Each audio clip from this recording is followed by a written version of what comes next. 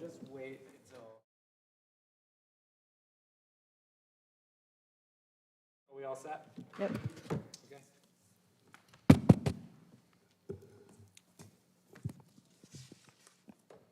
Okay, we're going to call to order the Narragansett Town Council Executive Session for November 7th, 2022. It's 6:45 p.m. Do we have a motion to retire to executive session of the Town Council in accordance with Rhode Island General Laws 42464 and 42465A for the following purpose? Litigation in accordance with Rhode Island General Laws 42465A2, Riley versus Town of Narragansett Pension Board, SU 2020-0272A. I'll move the motion. Second. All right, all in favor, we'll do a roll call vote, starting with Susan. Susan Cicilline Bonanno, aye. Ella Trahinsky, aye. Deb Kopeck, aye. Jesse Pugh, aye. Motion passes 4-0. Okay, we will be back after the executive session to seal the minutes and to reconvene an open session. Thank you.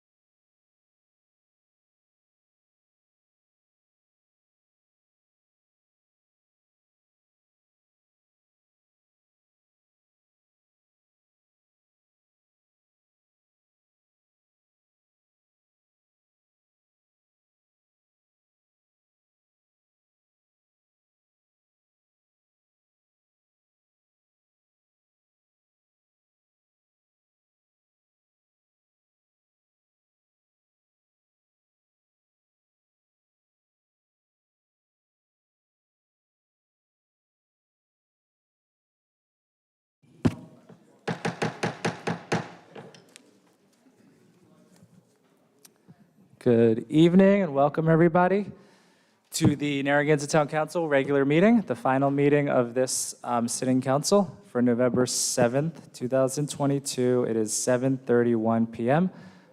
Please stand for the Pledge of Allegiance.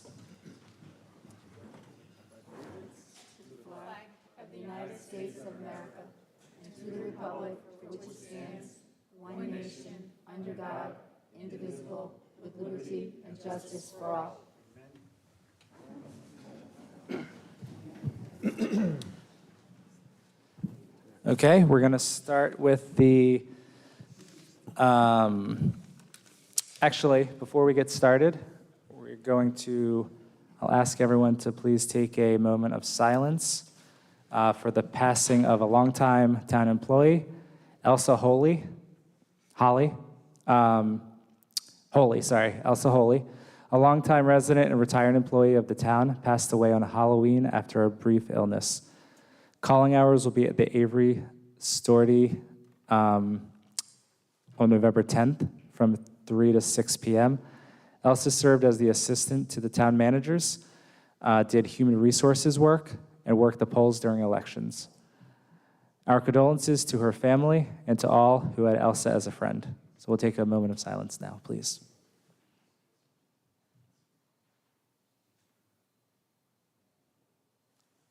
Thank you. Okay, we do have a disclosure of an executive session vote from earlier this evening. The vote was a motion to exit executive session and reconvene in open session.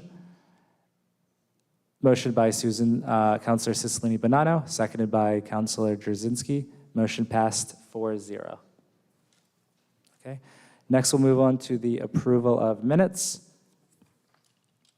Do we have a motion to approve the October 3rd, 2022 regular meeting minutes? I'll move the motion. Second.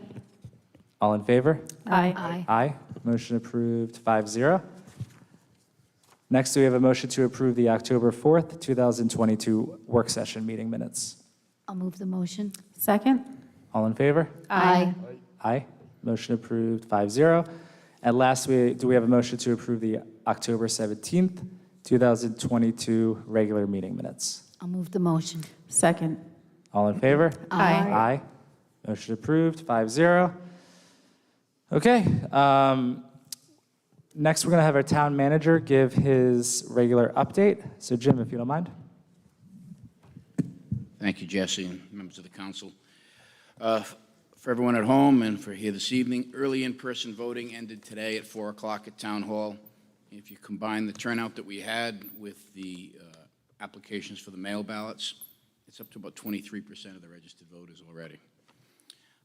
Regarding the library, the town, the library board, the solicitor, and E.W. Berman signed the contract agreement for the new Maury Lugins Memorial Library renovation project, and we're moving forward with this project with the crew, and the keys are in the hands of the construction crew. Yes. COVID. No town staff are out due to COVID, and if anyone needs test kits, they're still available. For those folks, Friday is Veterans Day, and Town Hall will be closed. So it's thanks to our friends and families that have served. Also, for some other interested folks, Thursday is the birthday of the United States Marine Corps. We have several staff members who served there, and we thank them and their families that served. As far as the question about the houses moving on Boston Neck Road, you'll get to hear all about it tonight. It's on the agenda still. I've received quite a few inquiries regarding the 4 unrelated in the rental registration enforcement program. The building official has conducted about 15 investigations on that. 4 came with no violations found, and 11 were found to be in violation, and they will be cited with notices of violation. And since tonight is the final meeting for this body, meeting as a group, I'd like to wish all of you all the best in your future endeavors, and thank you. Thank you, Jim. We are fortunate to have a representative from the Beta Group for Beta Incorporated with us tonight. This is a follow-up to the presentation from our last meeting. So Herman, if you don't mind coming on up. And what we have are revised parking plans for coastal access and the 5 coastal access points that we've been discussing. I also wanted to thank our colleague, Councilor Murray, for working with Herman and the Beta Group, or the Beta Inc., over the last few weeks to refine these and come back to us with some additional options. So, Herman, take it away. Thank you. Okay. Good evening, members of the council. Again, name is Herman Peralta. I'm a transportation engineer with Beta Group. I'm here before the council tonight to present the revised design concept for the improved parking for coastal access project. The revisions are based on the comments and feedback from the council from the last meeting a couple of weeks ago.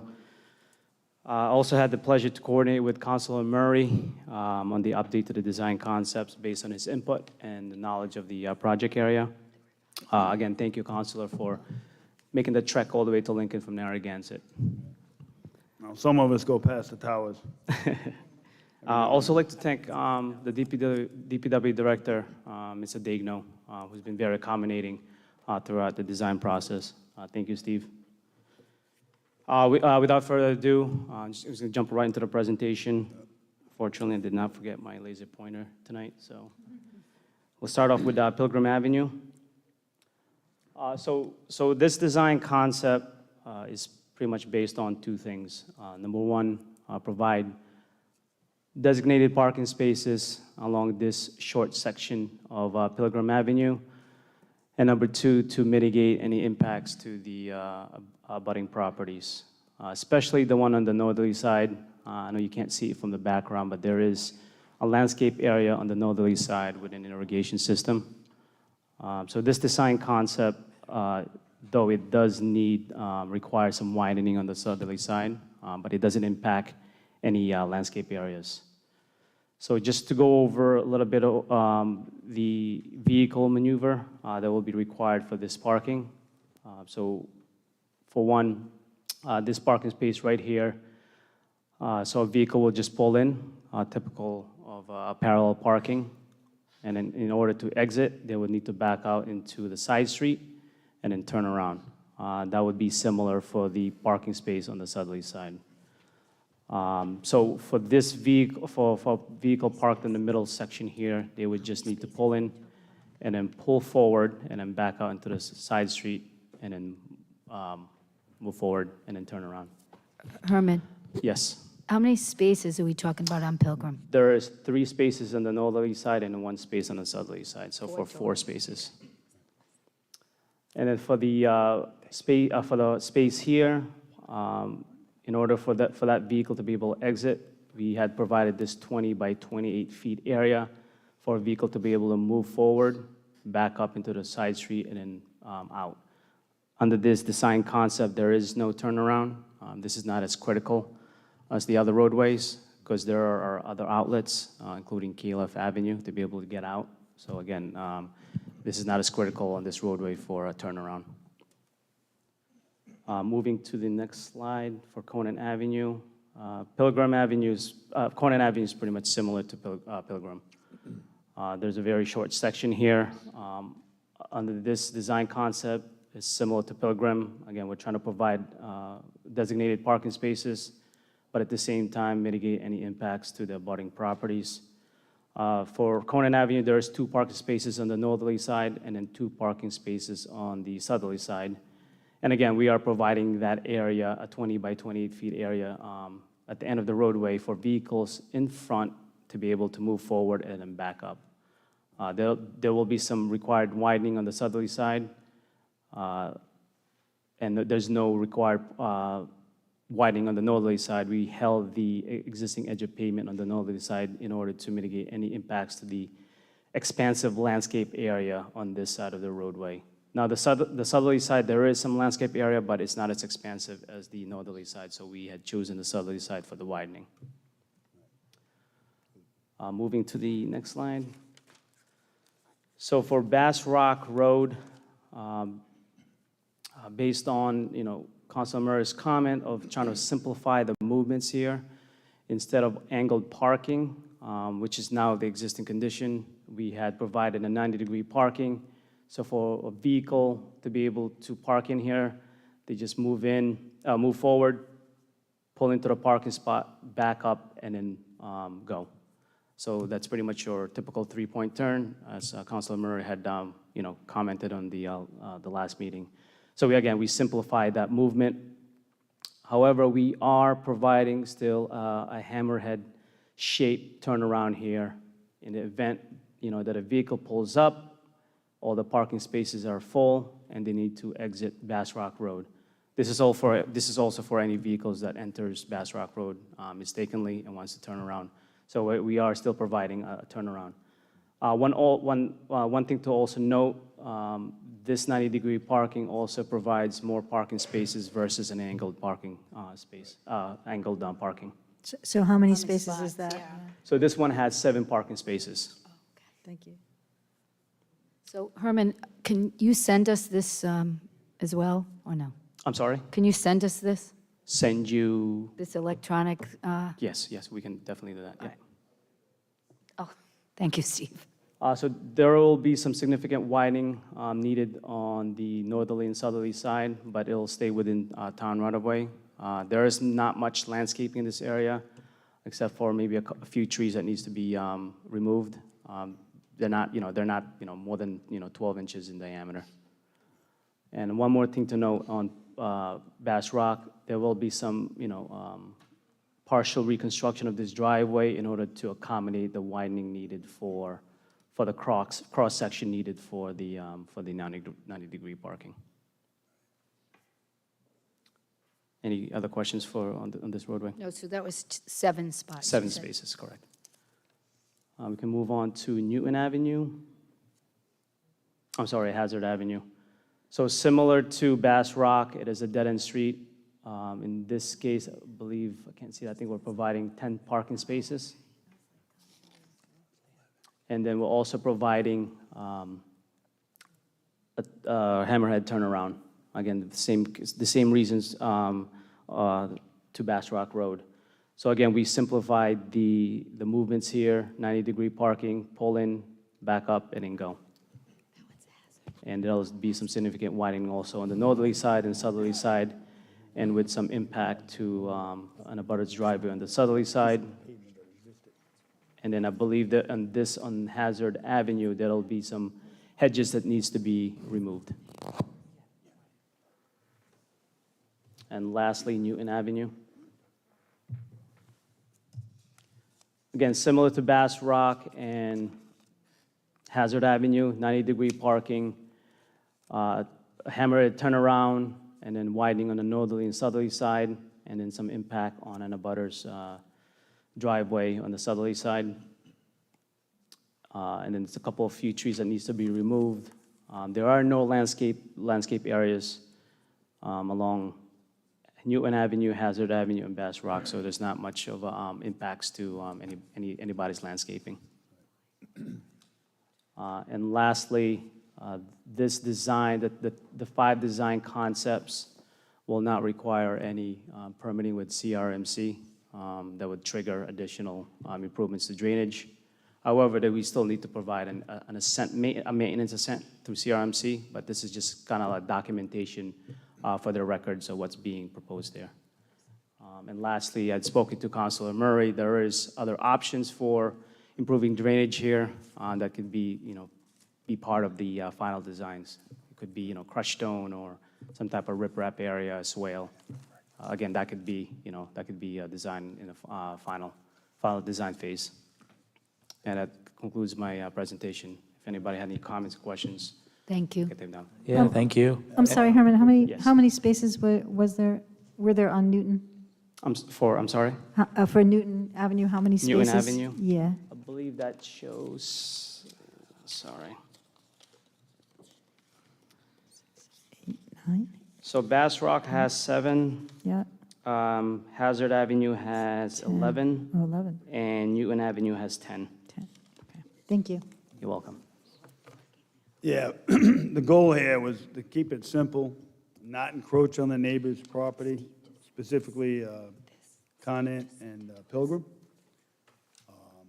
They built those properties with approval of the planning board, even though it was encroaching on right-of-ways. But we didn't need to do, this type of design because of the narrow and the close proximity of the buildings. So, parallel parking in those two spots is more than enough, just, a few cars parking, in and out, easy access. Same thing here, you pull in, three-point turn, and then you're out. That's, we want to keep it easy access, safety for the neighbors with little encroachment. That was the goal the whole time. So, and I think we, solved all the issues, at least for now. So, thank you, Herman, and Beta Group, thank you. You're welcome. It's up to the next council to utilize these plans. Right. Any other comments or questions? All right, Thanks, great, thank Steve. you. Thank you. Thanks. Thanks, Herman.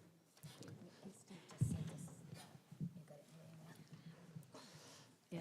All right, so like Councilor Murray said, these documents will carry on to the next council, and if they have the desire to move forward, then they could do so. All right, last are our announcements and presentations, our end-of-term statements from the town council. So this is something that's a little bit different, I think, than maybe previous councils have done. It's just a chance for council members to give any final thoughts on anything that's not necessarily on the agenda for tonight. Just wanted to take a little time, since we have a shorter agenda, to get this in. So we'll go around the council like we always do. Take a few minutes. So Councilor Cicilline-Banana. So I just want to, again, take the opportunity to thank Jesse for his leadership with this council.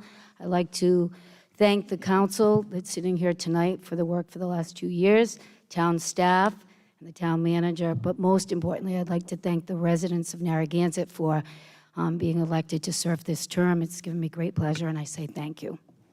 Great, thanks, Susan. Eva? Sure, thanks. Same with Susan. So thank you, Jesse, for your leadership. You definitely are one in a million. I truly appreciated you on this council. This was my first term, and you really made it a great experience for me. You always put any agenda items that any of the council members wanted, and you really worked with us, and truly appreciate that. I also want to thank the council members, Susan, Deb, and Patrick. Everybody, as we know, brings a unique style and perspective, and that's really important. We tackled many complex issues in the last 2 years, housing policy, Galilee, the library, to name a few, and we actually even navigated our way through a pandemic. We may not have agreed, but we always treated each other with respect.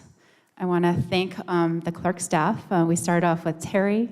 We had Janet. Thank you. They do so much work. I really am always amazed. And we've also had Sarah fill in, and we appreciate it. And everyone in the clerk's office does an amazing job. I want to thank the department heads, Dan, Wayne, Steve, Michelle, Mike, John, and Christine. This town is truly blessed to have such wonderful and incredibly dedicated employees. Chiefs Corrigan and Partington, thank you for keeping us safe. Our solicitors, James and Steve, for all the legal advice during this council term. It's been appreciated, because I'm not a lawyer, so I need your help.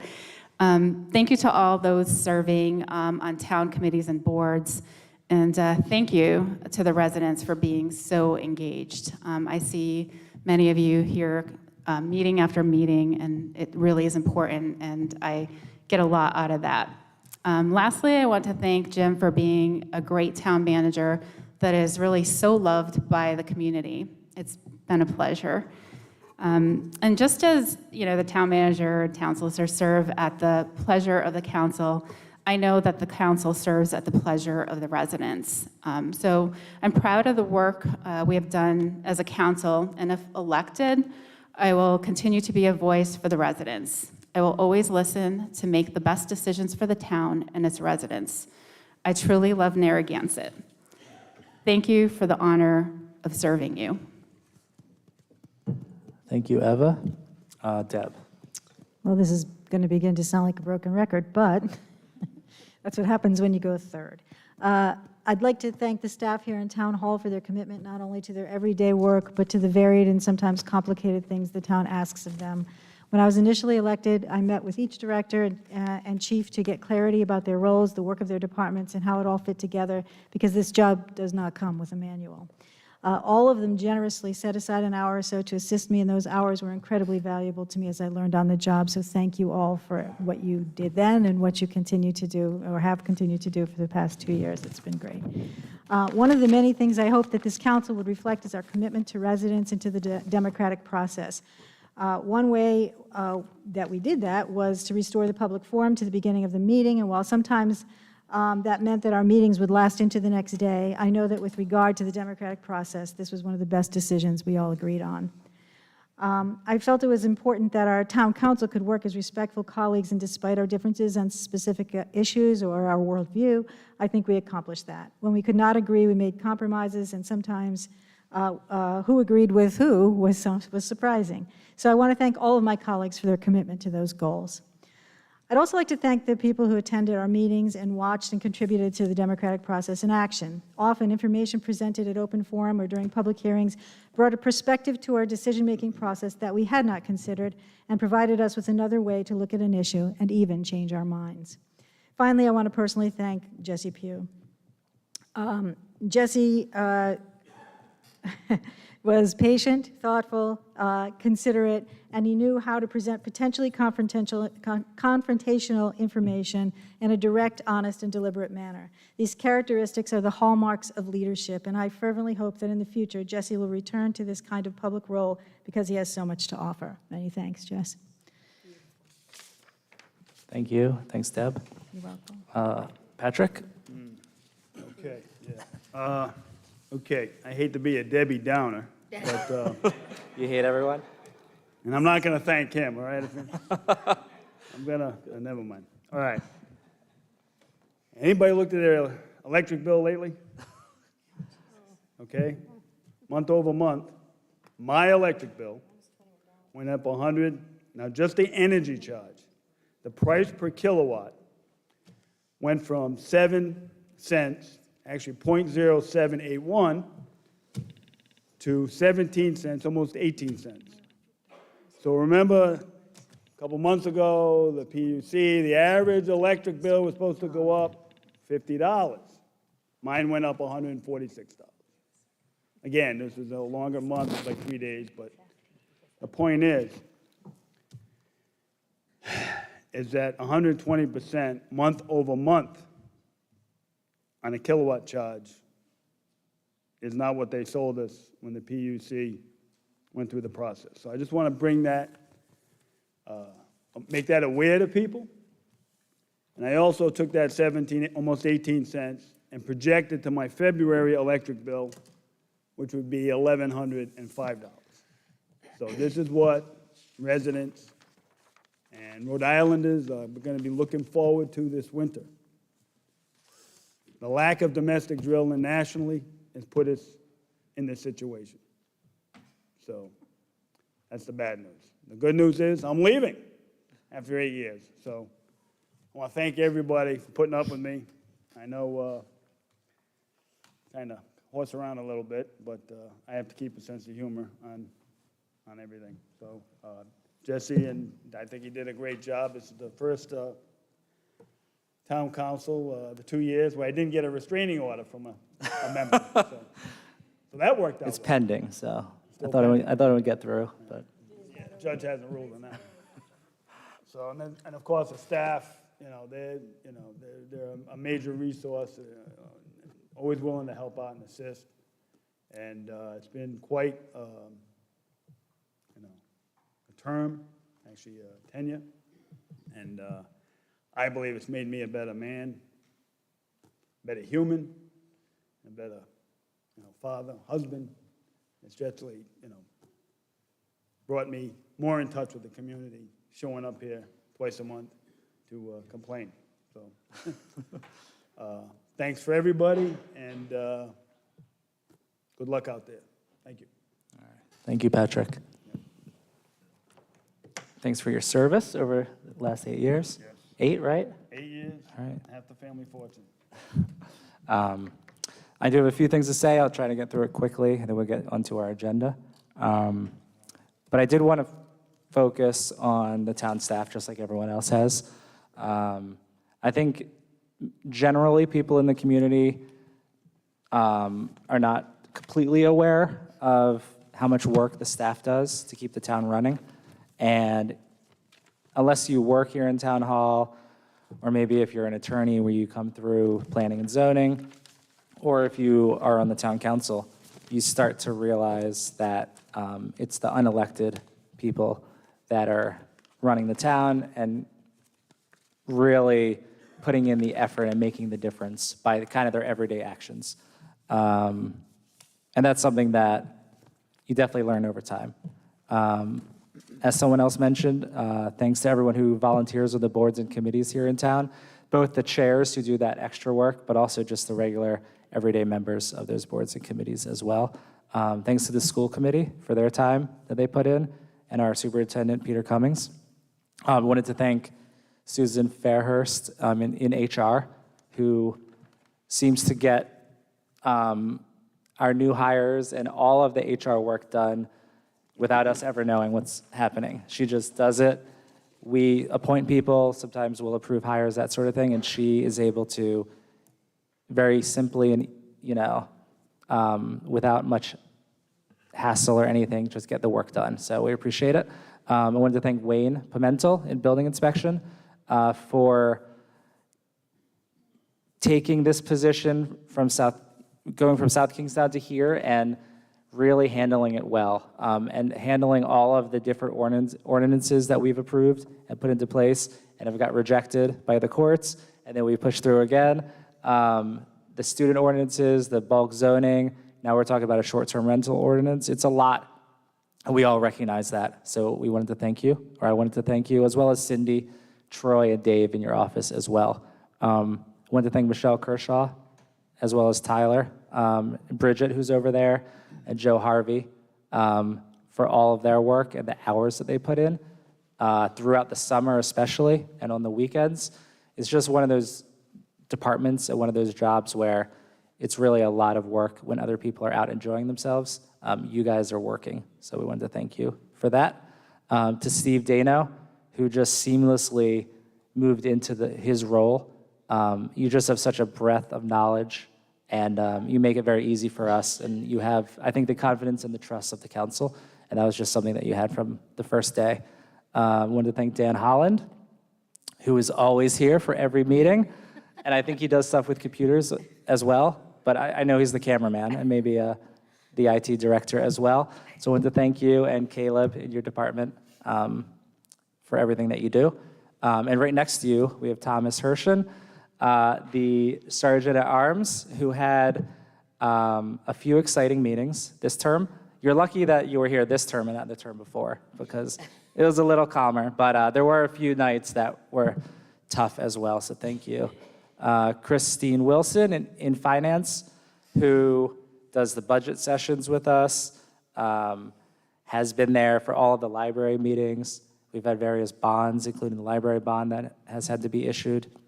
And Chris is always there when we need her. Chief Corrigan, who I think everybody really loves. He's just really a great presence in the police department.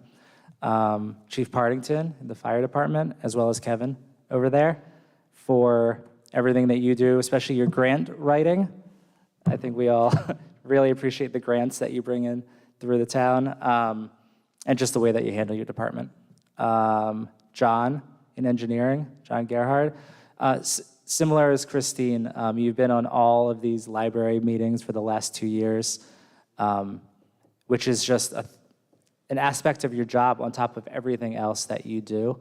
I know that's tough, and I was glad that you were able to be there last week with the rest of us for the groundbreaking as the project moves forward. So thank you, John.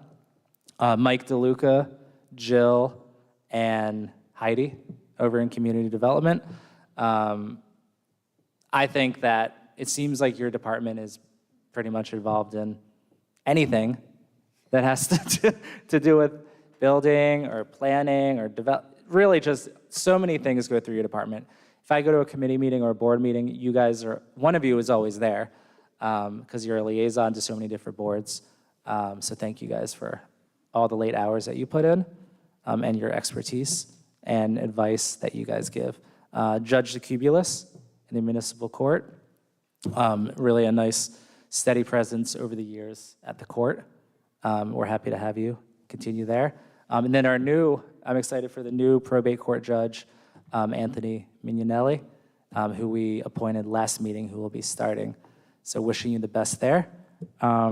Also, before I forget, I wanted to thank, this isn't town staff, but I kind of missed this during library groundbreaking. I want to thank the Friends of the Library for all the work they've done over the years, especially Mary Ann, who has been, I think, the president, right, of the Friends. So, nothing related to the library project would have happened without the Friends.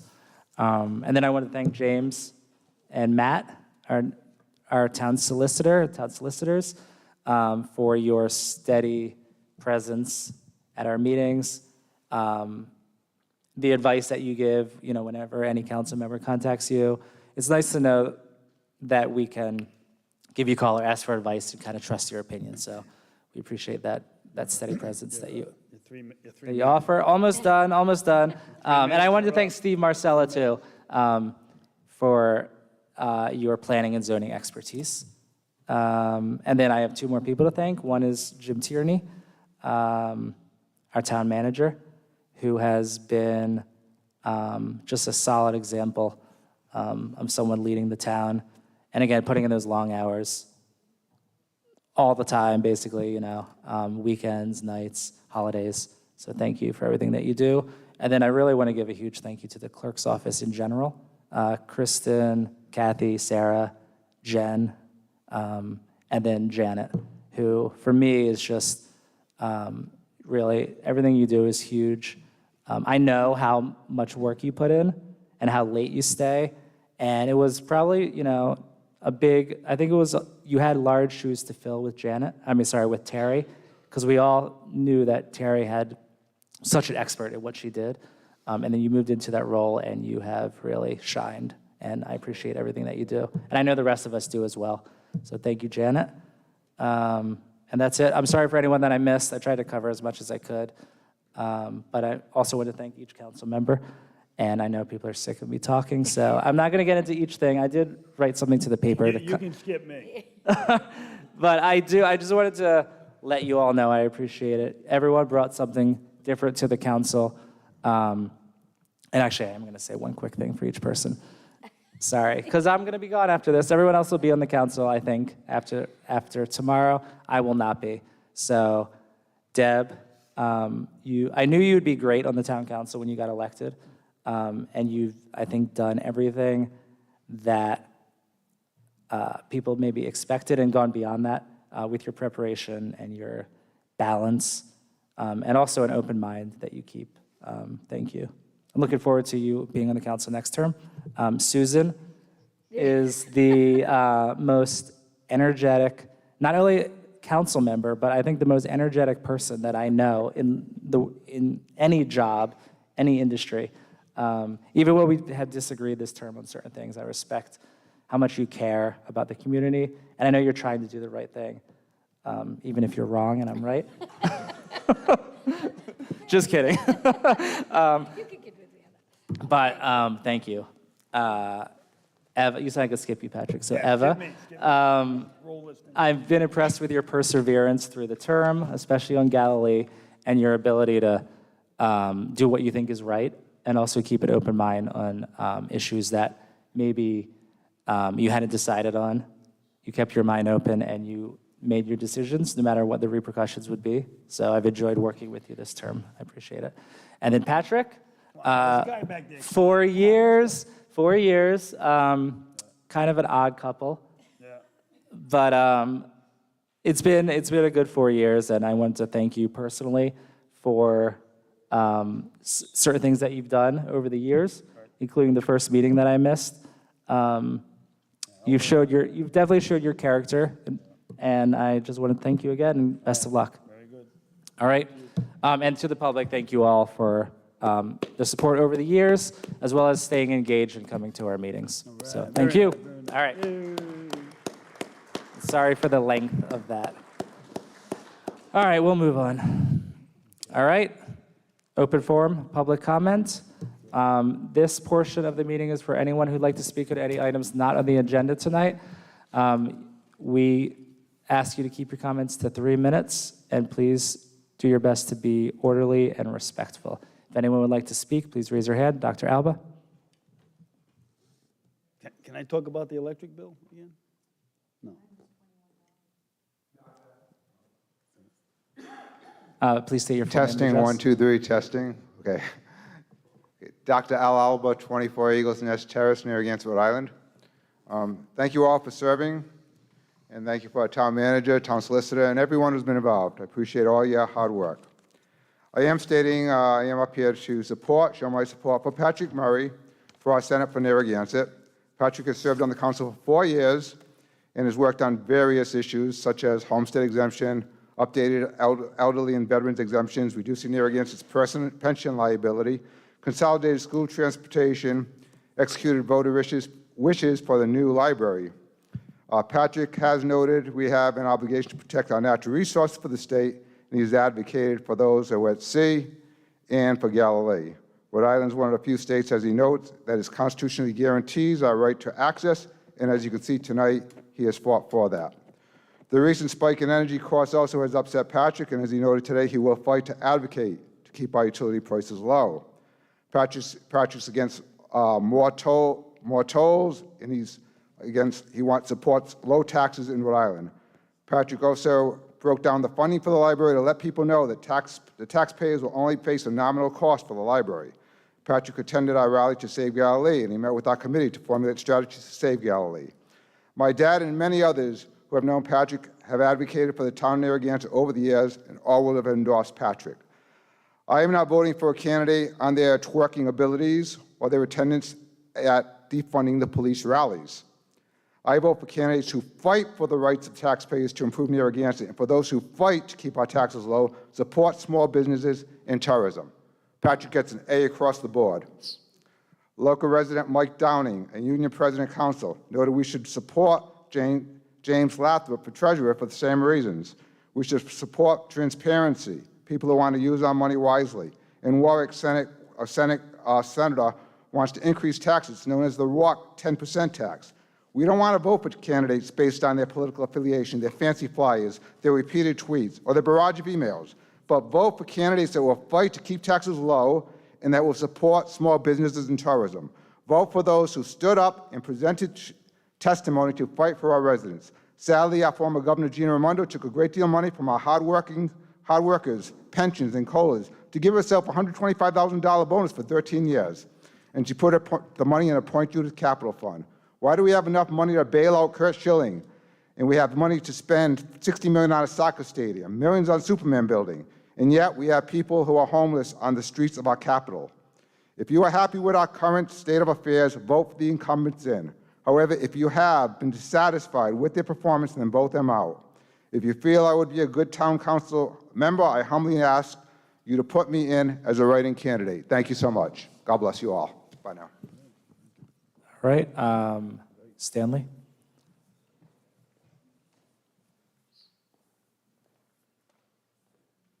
Please state your full name and address. Stan Wachowski, 1044 Boston Neck Road. What do people want? I was happy to get on Al Alba's Facebook page, and he had a poll. He had a poll on his Facebook page, and it says there was three choices that I read. I feel there should be 4 unrelated. So they were supporting the 4 unrelated issue, which I know Al has mentioned, and only 9% of the people voted for that. Then there was, I feel there should be a 3-student limit on rentals with enforcement. Only 15% voted positive on that. And then the last one that I noticed, I do not feel there should be any limit on the number of people renting a house in Narragansett. 75% of the people hit that box on his Facebook page. Now, those numbers might have changed 1 or 2 back and forth over, because this was November 5th. But again, it's data. This is what the people took the time and obviously were aware of what's going on and voted. So I hope the future council listens. We'll say a prayer for that. The next issue,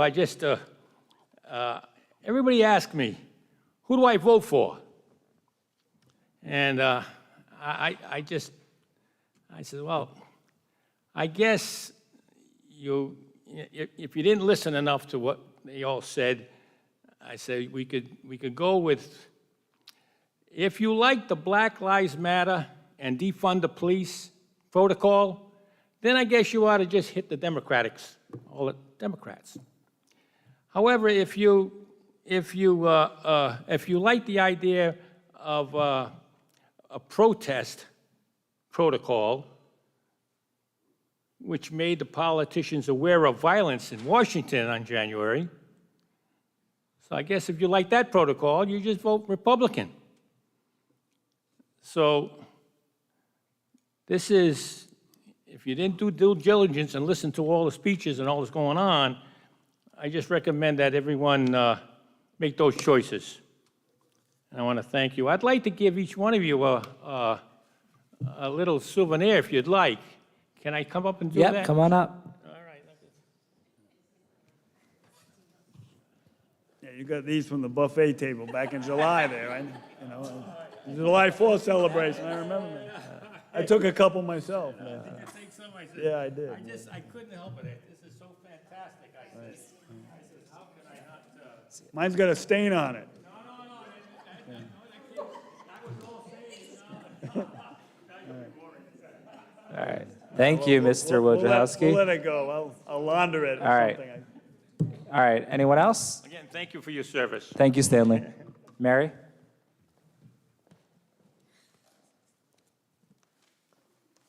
Hi, please state your full name and address. Mary Wojciechowski, 1044 Bostwick Road.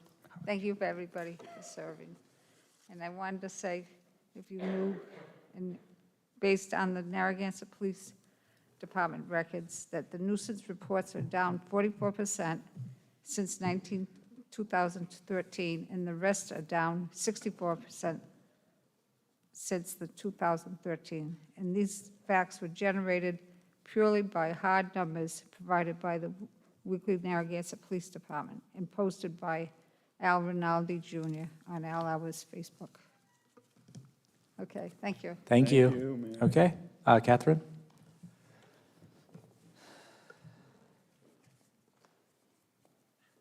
Please state your full name and address. Catherine Celeberto, 48 Earls Court. You all received my email on this matter. I was very surprised to learn that Matthew Riley's pension matter, a decision was made by the Rhode Island Supreme Court, and none of us were notified. I just happened to find out about it by accident. Now, in this decision, the court ordered the matter back to the pension board. So I looked at the pension board minutes to see if it had been heard, and it was on one of the agendas, and then was never on another agenda. And I really like to know why, because the Supreme Court ordered that matter back to the pension board for a hearing, and yet that hearing hasn't been held. Thank you. Thank you. Okay, anyone else for, yep, Susan?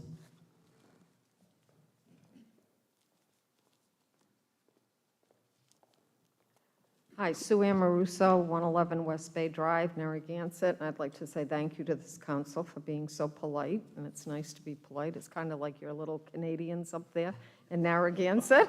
Canadians, good God. Yeah? Well, they are polite. I hate Yeah? to say it, but they are. Yes, generally. So anyhow, I was away for a little bit, and I came back, and I'm reading all these headlines, residents against students, and I just thought, you know, this is all getting kind of, the issue is getting lost in the noise. We're pinning it on like some sound bites, you know, because it's catchy. The residents against the students.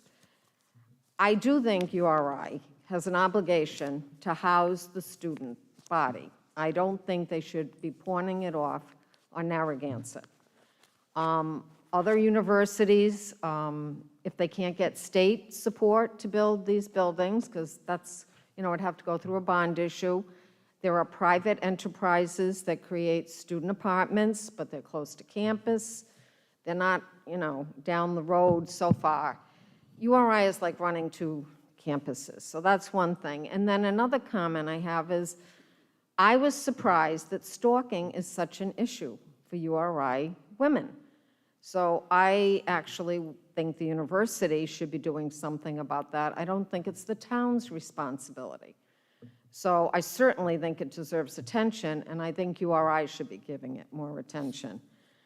But I think the issue for the full-time residents, which I am one, is not so much about who's renting, but the fact that rentals have invaded almost every single neighborhood in our town.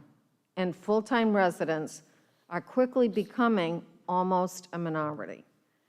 And I think that needs our attention. I personally think 3 students is a good number, because most of the homes that the students are in were originally 3-bedroom apartments. Or bedrooms, I should say. So we have all these raised ranches that all of a sudden now are 6, 7 bedrooms. And they were never designed that way. And it does put a strain on our resources, water and sewer. But I think a bigger issue, and one which some towns have already, taken care of, is the short-term rental situation. If Newport, Jamestown, and now Warwick can do it, I think we should give it consideration. As far as doing whatever you want with your property, we don't do that. We have zoning laws. We're supposed to be a community. We're supposed to cooperate. So I think that people should consider what we want to do for the general good. Thank you. All right, thank you. Anyone else? Okay, looks like that is it for open forum. So we're going to move on to consent agenda. Are there any items from consent that any council members would like to remove? Yeah, could we, I'd like to pull number 3 and number 5. 3, just I have a For question. discussion? And 5, I just want to, 3 and I want to 5. understand something. Okay. Okay. All right, do we have a motion to approve the consent agenda excluding items 3 and 5? I'll make the motion. Second. All in favor? Aye. Aye. Motion approved, 5-0. And do we have a motion to approve, ratify, and confirm the pump repairs completed for the WIDA pump station by Associated Electromechanics in the amount of $7,848? I'll move the motion. Second. All right, Deb, do you want to start? Yeah, I have a question for you, John. I read through all of this information. I can't guarantee that I understood every bit of it, but I just have one question. The last thing on the, I think it's the invoice, says that the unit could not be tested, it could not be test run due to VFD issues. I don't know what that is, but I don't understand why, does it work? Do we know how it works? It was $7,800, and I just want to make sure it's it valid. does work now. There was a problem with the drive. The VFD is a variable frequency drive. That's Okay. the speed adjusting control, and there was another issue. The electrician, there was another part that needed to be fixed with that between the drive itself and the computerized control system, but it's all working now, and everything up running Okay. 100%. Yeah, I was just concerned because it said they couldn't run a test, and I thought for that kind of it money, was- there should be a test. Yeah, it was, they got it to run and bump the motor, made sure it operated, but they couldn't run it continuously, but that has been repaired since. Okay, just wanted to be sure. Thank you. Thank you. I'm fine with that now. All right, any other thanks, John. Any other questions from the council? Okay, anyone from the public? All in favor? Aye. Aye. Motion approved, 5-0.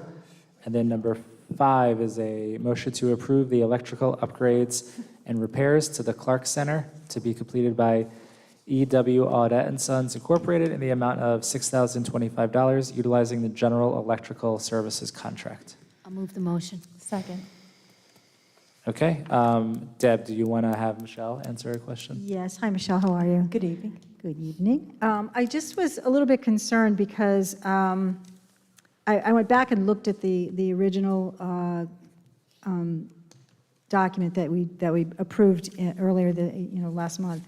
And I think it makes mention of the fact that there may need to be something to do with the electricals, but I was pretty surprised to see how much work there was and how much it cost. because it actually costs more than the actual work for the heat. So I just wanted to really understand why we didn't do that all at one time, because it seems like, you know, a real surprise. And I agree. I was surprised myself at the cost of both of the quotes. So like you mentioned previously, the winterization of the exposed water pipes under the building would be handled by Atlantic Plumbing that has the general service contract. So they can't do the electrical work. They do the plumbing work.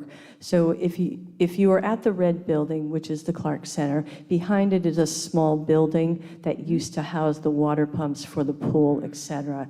So that building, that's where we would like to install a small sub-panel, electrical sub-panel, that would help to add GFI switches to run the heat trace material onto all of the water pipes that will be insulated to keep them heated. Under that building, as you know, the building's on stilts, and it kind of just has a crawl space underneath it. So we feel that the additional work for the electrical heat tape, also having a small heater put in the pump room, would again help keep those pipes warm during the winter and prevent the freezing. Right, I understood that. What I was just concerned about was that, you know, the electrical piece, why wasn't it part of the original process in the first place? I think, to answer your question, we didn't realize that once we had the pipes insulated, that because the space is open underneath there, there's no other insulation in there, that we felt that insulating the pipes just wasn't going to be enough to keep the pipes from freezing. We were going to need this heat tape to work to help with that.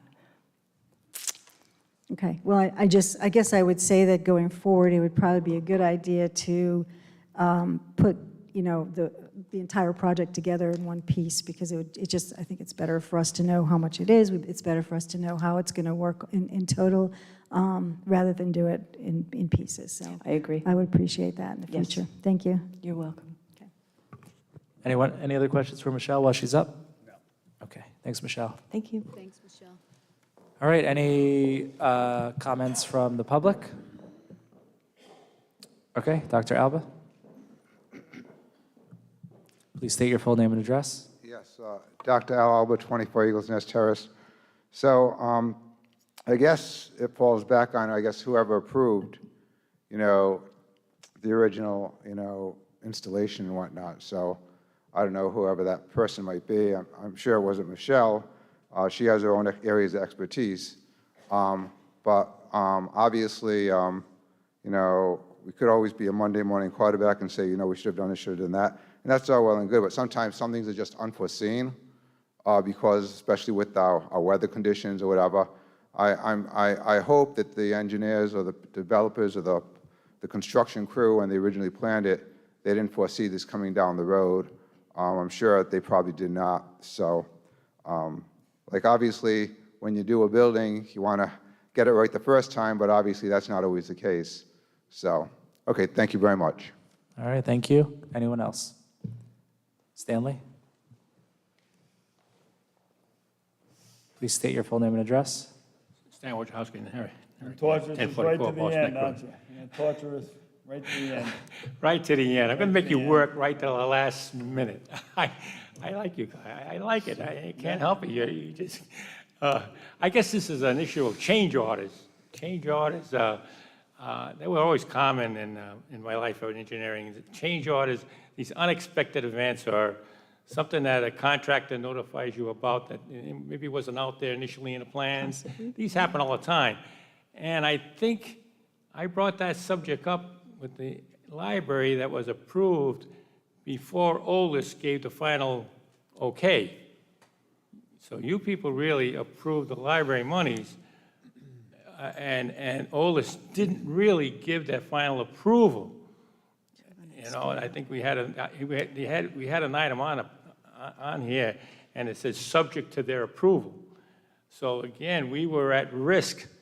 If OLIS didn't agree with it, we were going to have some change orders needed. So it happens everywhere, and I just wanted to bring that up, that constantly be aware of change orders, so don't rush any decisions to make sure that all the engineering and all the issues were looked at as carefully as possible. Thank you. Thank you, Stanley. Thanks, Only took Stanley. one day. Anyone else? Okay. All right, all in favor? Aye. Aye. All opposed? Motion approved, 5-0. Okay. All right, number 10 from the town clerk is a motion to grant permission to Greg Slattery and Wolf House Movers to transport a home through Narragansett from 175 Boston Neck Road to 0 Boston Neck Road, Plat A, Lot 21, on or around November 15th, 2022, subject to state and local regulations. I'll move the motion. Second. Okay. All right, so this is a request that we heard maybe about a month ago. Looks like the plans have changed a little bit, but the request is still for a house transport. We do have the applicant here in the audience. Why don't we go through the council and see if anyone wants to have him, should we just have him come up now? I think so, just, as far as what the plan's going to look like. Yeah, everyone's and going to have some police questions, and right? all that. So, yeah, Yep, come on Mr. up. Slattery, do you mind coming up? Yep, sure. Mr. President, Jack McGreen for the applicant, Greg Slattery. Great. So, as you said, this matter was continued from a previous meeting to give the applicant an opportunity to check off a few boxes. Chief of Police has been approved the route and has also approved the time, which is November 15th at 10:30 a.m. I guess that was to get beyond the school bus routes, so the school buses wouldn't be interrupted. The building permits have been issued. The Dunes Club has consented to the connection to their private sewer line, and CRMC assent has been obtained. So I think those were the only items that were open that needed to be addressed prior to your decision. Okay. Just real quick, before anyone from the council goes ahead, I just want to remind the council that we're specifically discussing and voting on the transport. The permits have already been done. It doesn't go through planning and zoning because it doesn't need a variance, so we're only talking about the transport. So I just want to be clear on that. Susan? Happy the house might be saved. That November 15th, you said 10:30, right? So it's a 4-hour close for the road? 10:30. 1.5 hours. Okay, and I did see that there'd be notification for the residents, so as far as that road being closed at that time and date, we just want to make sure that's out there for the public, so, because it's pretty hard, they're going to have to go around, and we just want to aggravate as few people as possible, so I just wanted to make sure we knew the exact time and people knew about it. Okay. And Thanks, it's Susan. the 15th, not the 29th, because there were 2 dates, Deb The had 15th. It'll be on the 15th, right? Okay. Okay. I have a few questions, but if anyone else in the council does. Okay. I would just like to hear a little bit about what the plan is for redirecting traffic. I know you're going to have police detail, but what's the plan? Like, if I'm driving down the road, what would I be doing? With the police department, they're planning on putting a patrol car at the corner of the beach and Narragansett Avenue. Also one at the beach, so people can turn around there, and then also up above Boston Neck Road, at Old Boston Neck Road. They may also have one additional, we were discussing whether they should have one further down for residents who live above Wood Avenue. Right. So it's looking like 4. Okay, and then so if, like, you're coming south from the north, you would Old just Boston see Neck Road that, you turn on Old Boston Neck, you go through Middle Bridge and up to the highway. And what if you are on any of those roads, Star Drive, Wood Ave, any of those? That's why we may add one more, yes. And would those roads be blocked off, Nope. or? It's just from, just above Wood Avenue, 175, it'll be on the road, we'll go down, it'll take about an hour, and anybody can go north, and they'll be fine. Gotcha, okay. So are both lanes going to be closed for a period of time? Okay. For that full period of time, right? Okay. I think that's it for me. Any other questions? You sticking to the original plan, or are you going to move the Bennett house? We're moving 2 houses. You're going to move that one house and go to that location? Yes. Okay, all right. That's all I, good luck. Thank you. So will people have access to the south parking lot of the beach? Yes. Okay, all right, is that it for questions? All right, thank you. Thank you, Mr. President. Is anyone from the public interested in speaking? Okay, all right, easy enough. So we're going to go ahead and take the vote. All in favor? Aye. Aye. All opposed? All right, motion approved, 5-0. Good luck. Congratulations. Good luck. Good luck. Yep. Number 11, from engineering, is a motion to approve the recommendations of the Sewer Policy Committee to approve the request for relief relative to Plat C, Lot 344A, 85 Narragansett Ave. I'll move the motion. Second.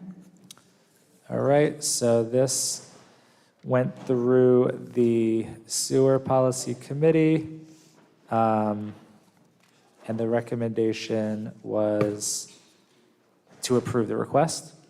Does anyone on the council have any questions? No? Okay, anyone from the public? I represent the applicant as well. If you have any questions, I'd be more than happy to answer them. Everyone good? Okay, looks like we're all right. Thank you. All right, anyone else from the public? Okay, all in favor? Aye. Aye. All opposed? Motion approved, 5-0. Number 12 from Community Development is a motion to read, pass, and adopt as a second reading an ordinance and amendment of Chapter 70 of the Code of Ordinances of the Town of Narragansett, Rhode Island, entitled Taxation and Finance. I'll move the motion. Second. All right, so this is our second reading, and this is the tax credit for historic homes in the historic district. We had the public hearing, so we're not going to take public comment because we did then. This is our second. So we're going to go ahead and take the vote. All in favor? Aye. Aye. All opposed? Aye. Opposed, nay. Motion approved, 4-1. Number 13 for Public Works is a motion to approve the purchase of winter road salt from Mid-American Salt LLC at $72.72 per ton, delivered for solar salt for the fiscal year 22-23 winter season per the State of Rhode Island Master Price Agreement. I'll move the motion. Second. Any questions? Anyone from the public? All right, all in favor? Aye. Aye. All opposed? All right, motion approved, 5-0. Number 14 from the Fire Department is a motion to award the request for proposals for architectural engineering services, Point Judith Fire Station improvements to Aharian and Associates Incorporated in the amount of $36,450, tasks 1 through 3, and 9% of the estimated probable construction cost for the recommended design, task 4. I'll move the motion. Second. All right. Any questions or comments from the council? Does anyone want to hear from the chief? I think it was clear. Okay, it's clear. All right, anyone from the public? Catherine?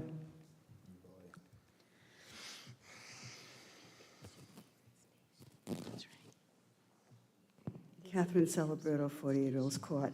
There's no estimate on here of the probable construction cost. I mean, there's I'm pulling up, the agenda as it was posted.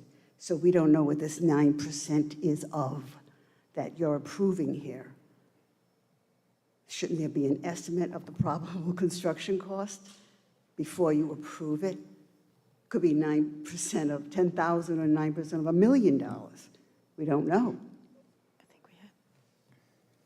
Okay, Thank you. thank you. All right, anyone else? Okay.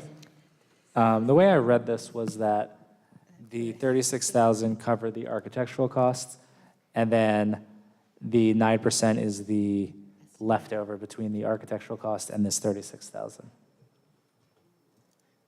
But I think there was an original estimate anyway, wasn't there?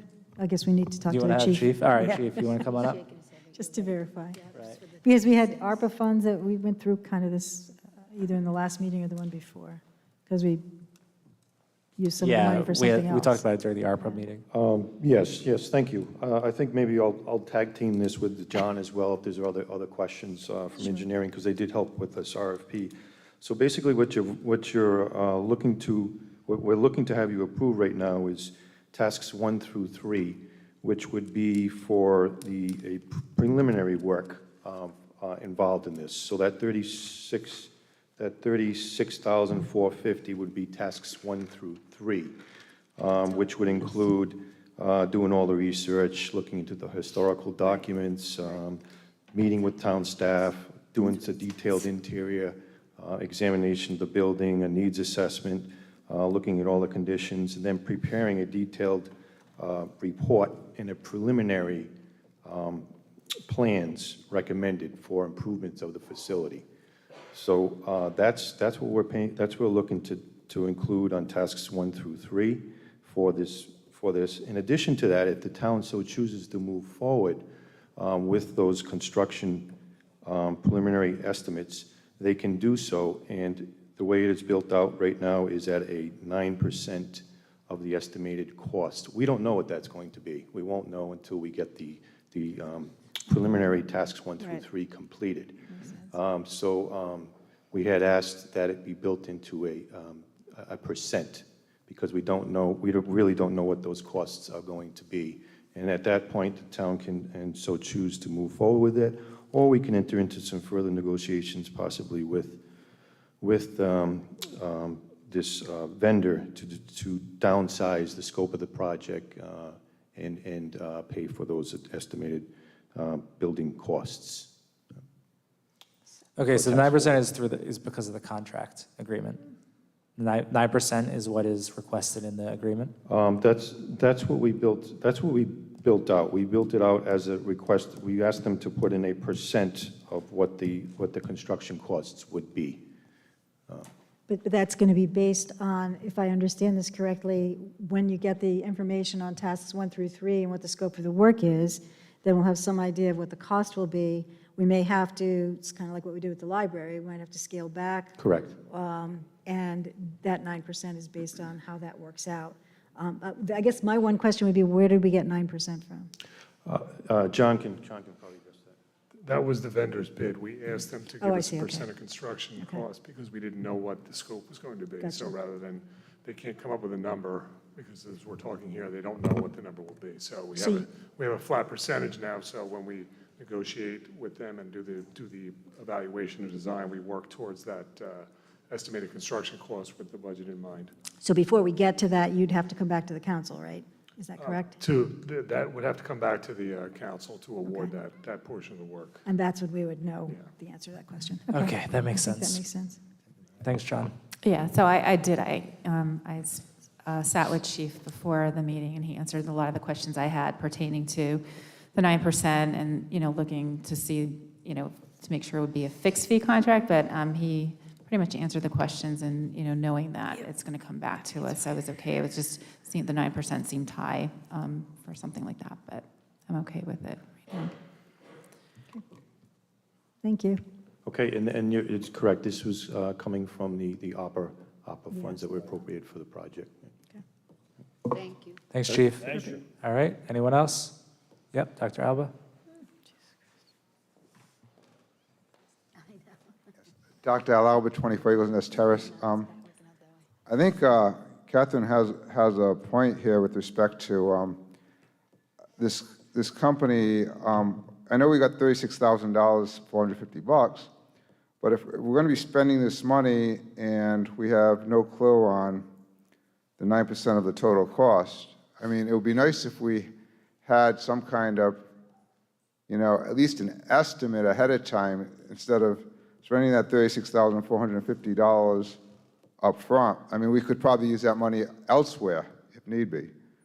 We have a lot of needs in the town of Narragansett, and if we're going to be putting that money out and then we decide we can't go through with this, is that money gone, the $36,450?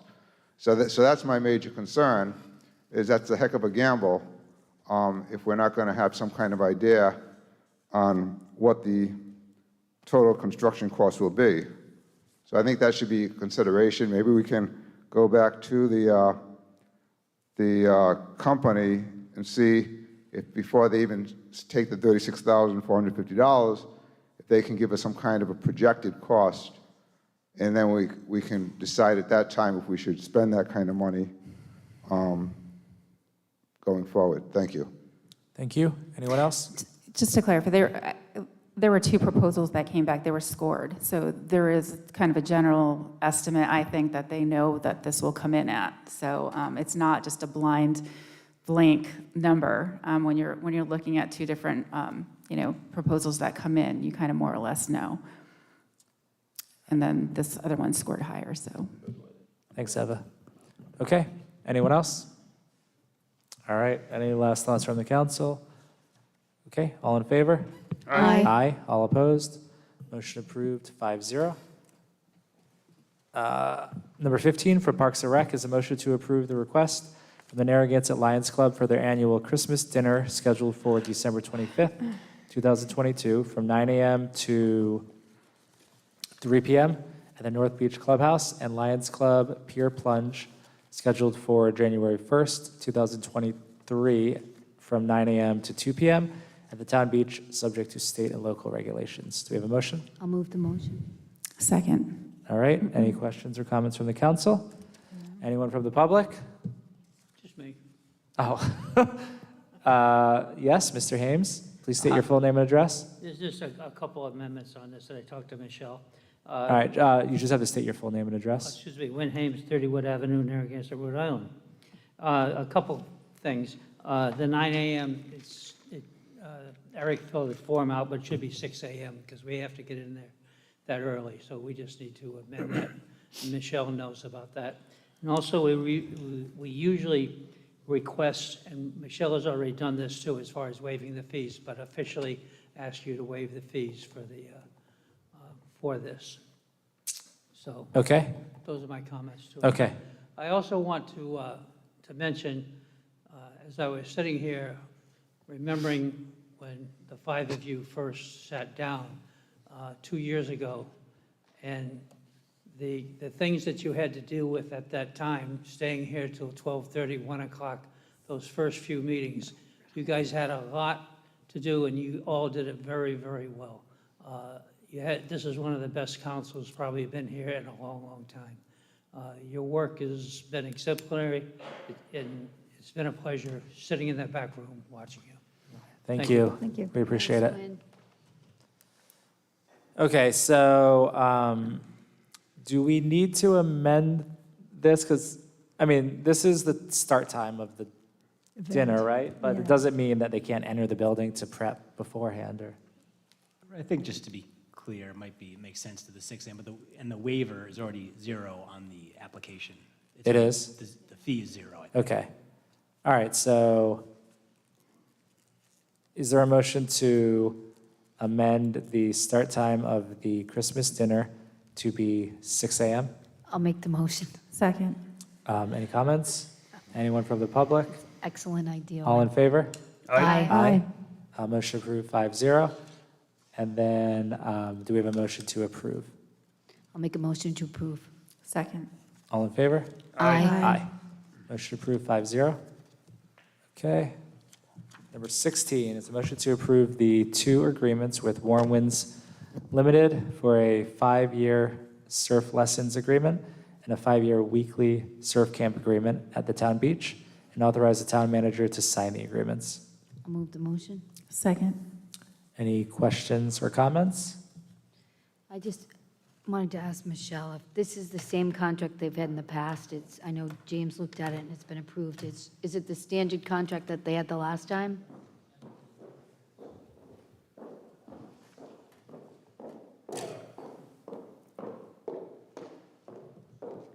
Yes, to answer your question, it's the same exact contract.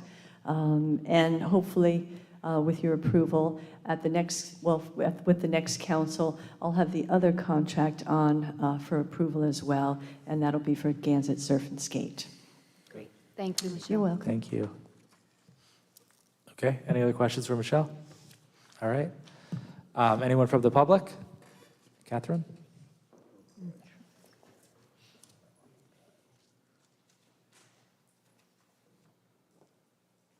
Catherine Celebrato, 48 Hills Court. 5 years is kind of a long time, number one. Number two, $1 million. I don't think that's enough for an insurance policy. Somebody gets hurt, and hopefully no one does. $1 million is not going to cut it. I think they should have to up their insurance policy. The other thing is this, that the amounts being charged is not enough. We've had to add a lifeguard chair because of the injuries caused by people surfing. We've set aside a whole section of the beach. So now we have a new lifeguard chair, and the amounts that we get from both these surf shops doesn't cover the cost of the lifeguard chair. And I think at the very least, they should cover the cost of the lifeguard chair, because we had to add it because there's an attraction to surfers and they operate a business.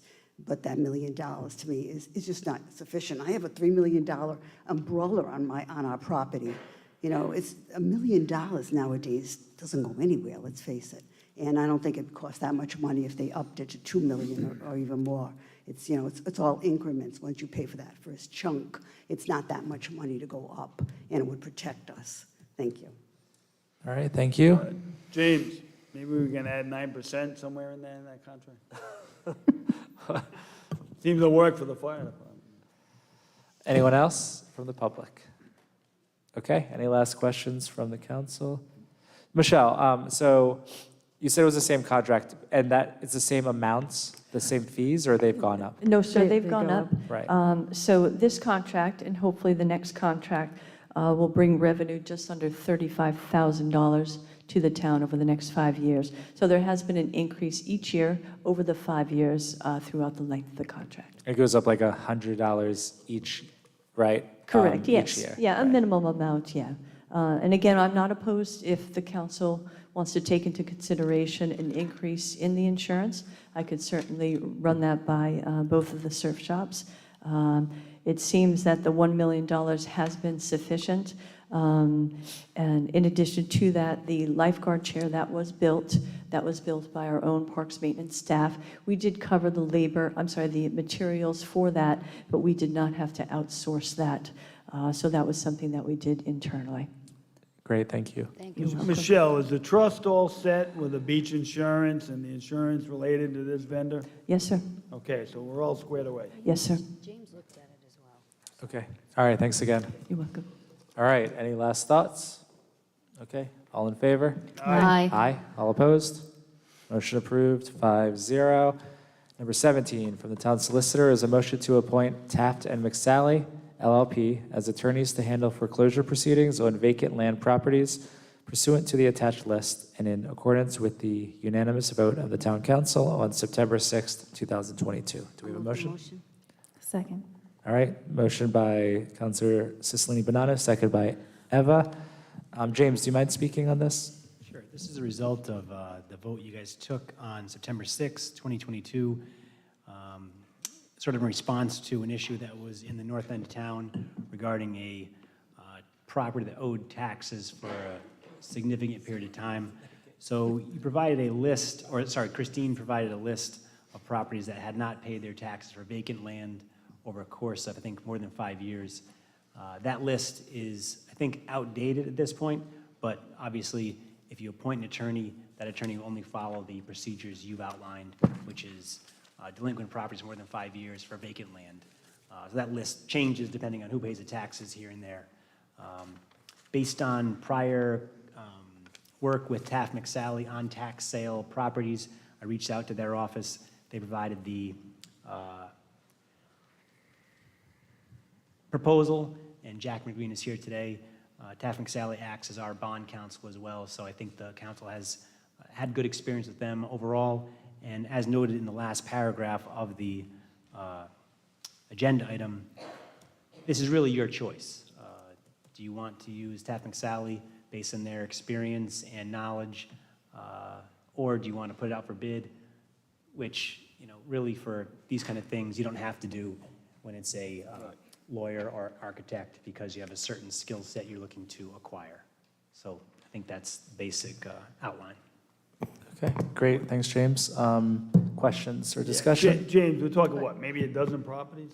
Correct. Yeah, okay, so yeah, this is a no-brainer, I have a question. So normally would our town solicitor be involved in handling the foreclosures? Have we ever outsourced this before?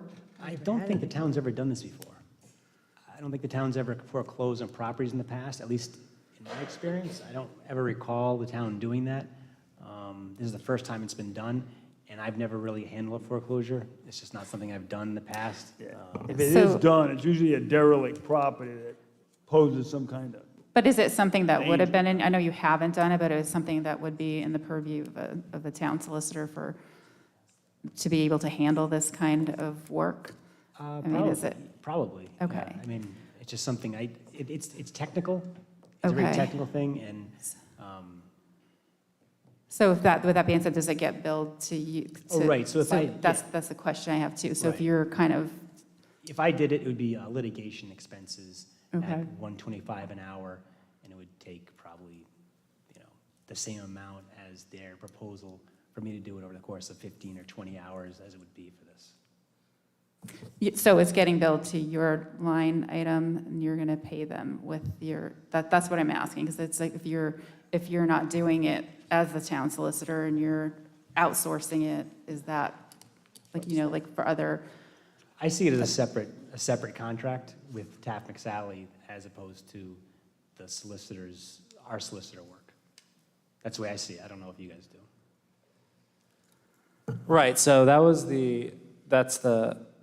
my assumption, was that this work wouldn't fall under the general agreement of the town solicitor. It would be extra litigation, just like any other extra litigation. So we could either pay Callahan and Callahan an additional fee to do that work, or we would get a firm that specializes in it and pay them. So you're paying either way, but it makes more sense, I think, to go with a firm that does this work. It already does our tax sale work. Right, because it's actually a suit filed in Superior Court. That's part of the process, which would be extra litigation work as is. No matter what we do, there's an expense associated with these foreclosures. So we approved the direction to go ahead with it, but we still need to approve the detail of who's going to do the work. So the question is, do we actually want to follow through and do it or not? But it will cost money to do it. The other thing I wanted to add is when notices are sent out to property owners about the beginning of the foreclosure process, they could pay and they can be square on their taxes at that point, and we wouldn't be charged the full cost of that specific foreclosure because it isn't going through that process. But we're getting them off the rolls, or not off the rolls, but we're getting them off the list, and now they're not past due. So, but without a letter going out, that might not happen. But we also have Jack here to answer any questions.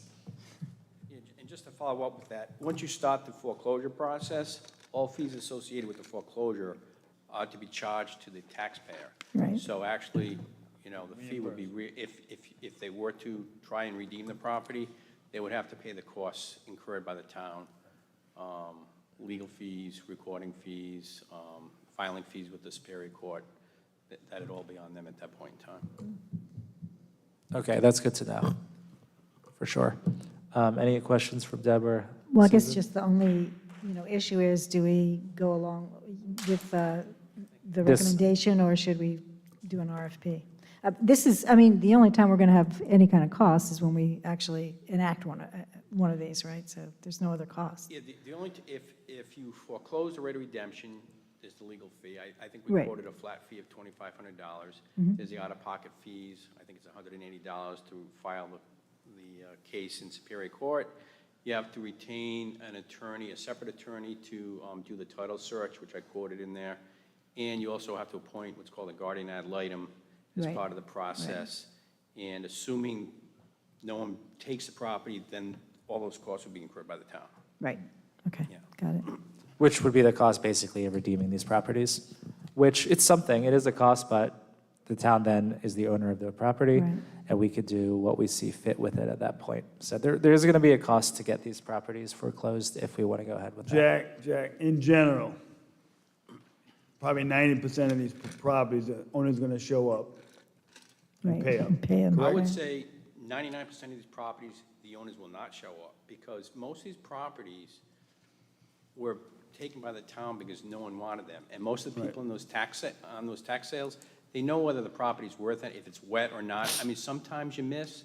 I think there was a property that is the result of this Right. thing. They do get missed, so, and that's what these people in the business for. They go in, but they'll look at it and they'll make a determination as to whether the property's wet or it's worth something. And usually, when you have the bid at the tax sale, you'll say, do I have a bid? And no one says nothing, so the town takes it for the value of the tax, because most of the people in the audience didn't think the property is worth buying. Right. So I would say most of these properties will probably go to the town. Right, so I end up in the trust. Yeah. Land trust, okay.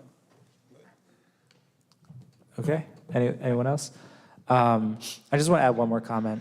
So the properties may not be valuable to the property owner when it comes to building, but it doesn't mean they're not valuable to the town for coastal access, Right. for pervious parking, even kayak racks, stuff like that. And maybe there will be an area where we could do some sort of affordable housing depending on how wet it is.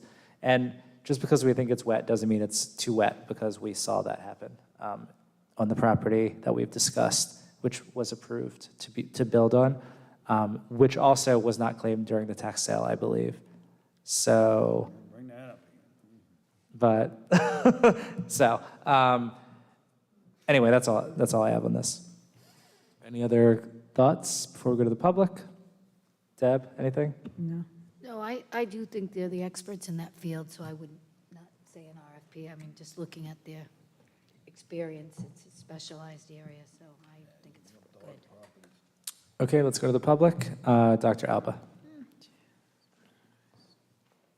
Please state your full name and address. Yes, Dr. Al Alba, 24 Eagles Nest Terrace, Narragansett, Rhode Island. I don't know if the lawyers can just send them a letter, and maybe they can just quick claim the deed over to us. If this gentleman, as he says, a lot of them probably feel it's not even worth paying the taxes for, a quick claim deed will easily transfer that piece of land over to the town without us having to go through the formality of, and the expense of chasing these people down and going through the litigation. So that would be my consideration. Thank you. All right, thank you. Anybody else? Okay, looks like that's it. All right, we're going to take the vote. All in favor? Aye. Aye. Aye. All opposed? All right, motion approved 5-0. That does it for our agenda. Do we have a motion to adjourn? I'll make the motion to adjourn. Second. All in favor? Aye. Aye. Aye. Thank you. Motion approved 5-0. Thank Thanks you. again. Smoke 'em if you got 'em.